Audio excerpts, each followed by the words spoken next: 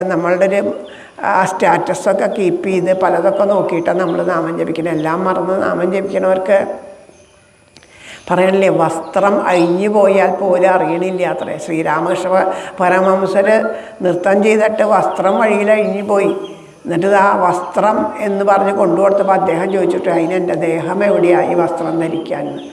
അത്രയ്ക്ക് പോലും ഒരവസ്ഥയിൽ ദേഹം പോലും മറന്ന അവസ്ഥയിൽ ദേഹം എവിടെ ഈ വസ്ത്രം ധരിക്കാമെന്ന് അദ്ദേഹം ചോദിച്ചു അത്രേ.